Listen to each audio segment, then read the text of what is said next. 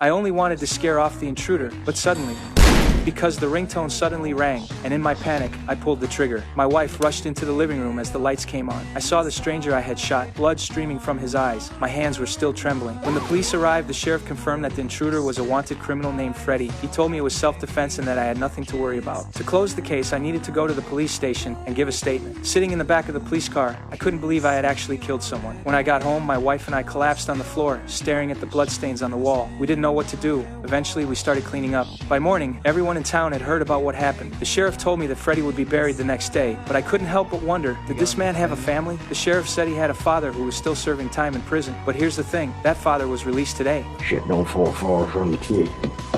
From that day on, I began to feel uneasy. I was worried about retaliation from this criminal's father. I replaced all the doors with heavy-duty locks, but after receiving a call from an unknown number, I became extremely anxious. There was no sound on the other end. I was certain it was the dead man's father. Out of fear, I didn't sleep that night and sat in the living room on high alert the entire time. The next morning, I decided to go to the cemetery to see Freddy's grave, but when I was sitting in my car, an old man suddenly appeared at the window. Quiet and peaceful, isn't it? Come to watch the shit go in the hole. I knew he was Freddy's father, just released from prison. What he said next terrified me even more. Oh, that was a nice picture of your family in the paper. Your boy. He looks a whole lot like you, doesn't he? I immediately drove to my son's school to pick him up, then went straight to find the sheriff and begged him to arrest that man. But the sheriff said there was no evidence and that there was nothing he could do. He wants my son. He's probably just trying to scare you. Don't let him. After leaving the police station, I took my wife and son back home. But the moment we reached the front door, I discovered that our lock had been forced open. Get back in the car. What? The lock's busted.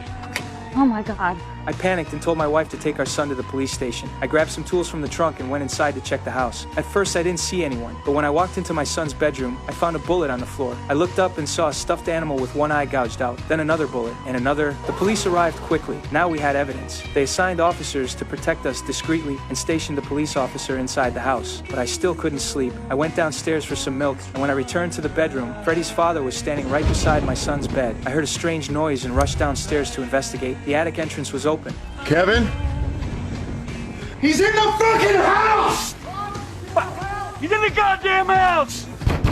Jordan! Move! Go! Go! I threw all my weight against my son's bedroom door. The old man had already escaped through the window, but because of the heavy rain, the police couldn't find any trace of him when they searched outside. The next morning, the sheriff called me and said they had caught the old man and were about to send him to prison. I finally felt relieved, thinking the danger had passed. I headed to the police station in high spirits, but after finishing my statement, I noticed a wanted poster on the wall. When I saw Freddy's name, I walked closer to get a better look. To my shock, this Freddy was not the man I had killed that night. I showed the poster to the sheriff and asked him what was going on, but he insisted that this was the man I had killed. That is not the guy. Saying that I was probably under too much stress and my memory had become fuzzy. Before I could get a clear explanation, he threw me out of the police station, but I knew I hadn't misremembered. That night I went back to the police station to ask more questions. That's when I saw the sheriff and his officers loading the old man into a car. Instead, the sheriff told me they had already taken him there. After thinking it through carefully, I got in my car and followed them. They drove to a place near some railroad tracks. The sheriff injected the old man with a sedative and then placed him on the tracks. They even staged the scene to make it look like he was drunk. Watching all of this, I was completely shocked. If I hadn't actually killed Freddy, why would they frame me? Why would they want to eliminate Freddy's father? Before I could figure out what was happening, I heard the sound of a train approaching.